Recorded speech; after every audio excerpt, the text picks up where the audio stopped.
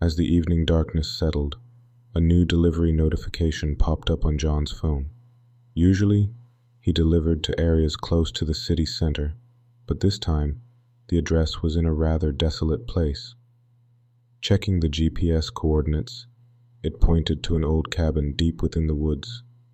Even though John was hesitant to venture into the forest at this hour, he took his job seriously and wanted to satisfy the customer.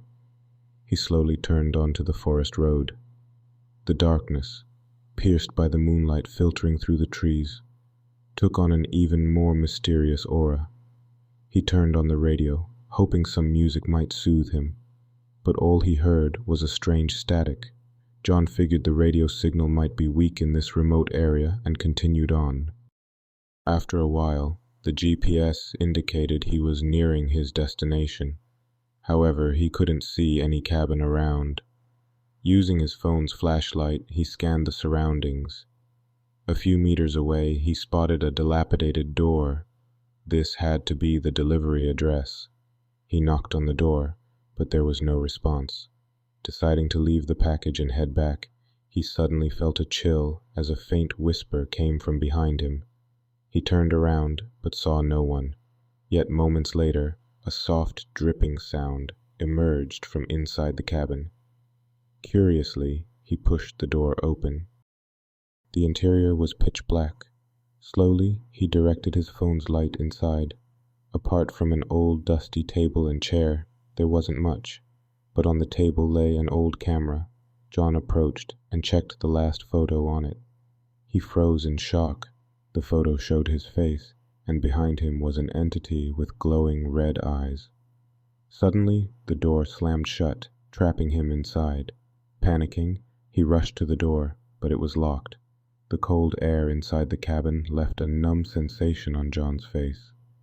His phone's light abruptly went out. Just as he wondered what to do in the darkness, a hand touched his shoulder. When John opened his eyes, he was in the delivery company's warehouse. A co-worker looked at him with concern. "Did you have a nightmare?" his colleague asked. John realized what he had experienced might have been just a dream.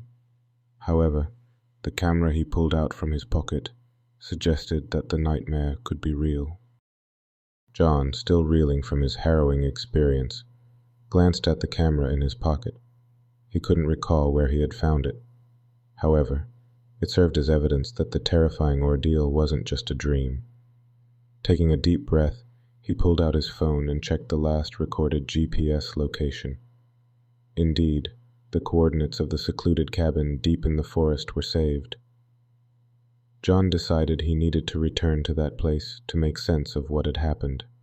A co-worker offered to accompany him, but John insisted on handling this alone. Upon reaching the forest, he followed the GPS directions.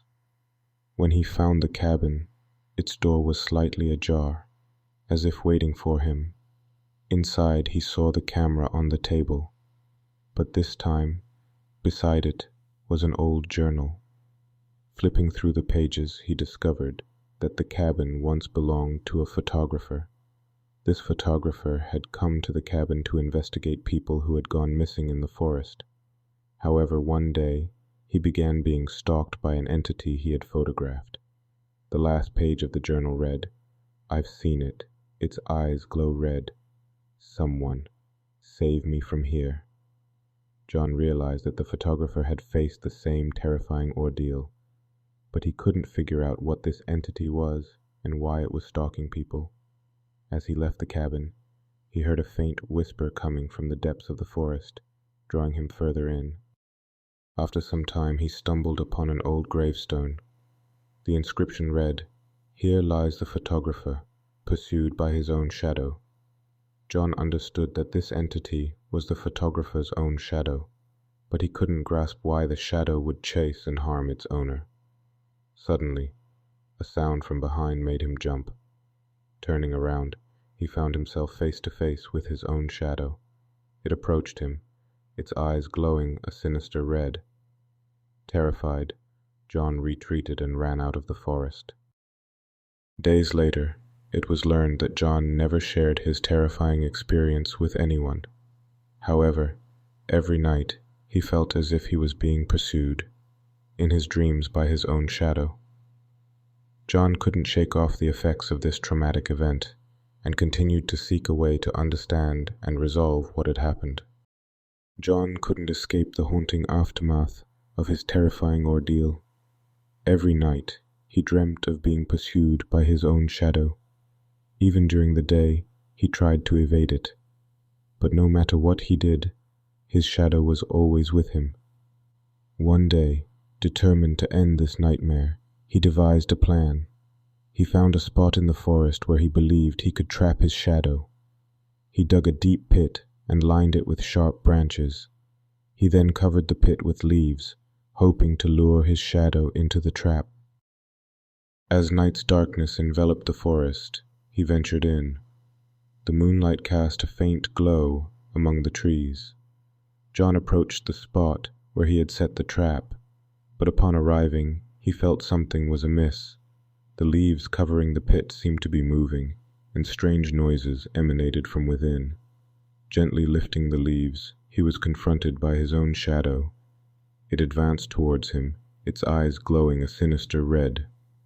Terrified, John retreated and began to run, but no matter how fast he ran, his shadow was right behind him.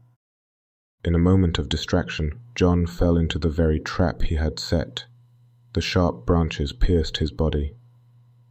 As he drew his last breath, his shadow leaned in and whispered in his ear, "I am your darker side. You cannot destroy me." The next day, John's lifeless body was discovered in the forest. The police, upon investigating the scene, deduced that the trap had been set up by John himself. However, no one could fathom why he had done such a thing. Following the incident, the police prohibited entry into that part of the forest. While the chilling secret of the woods remained unknown to many, it was said that those who ventured in never returned. Over time, the forest faded from memory and was only mentioned in old tales. But John's shadow might still be lurking within its depths,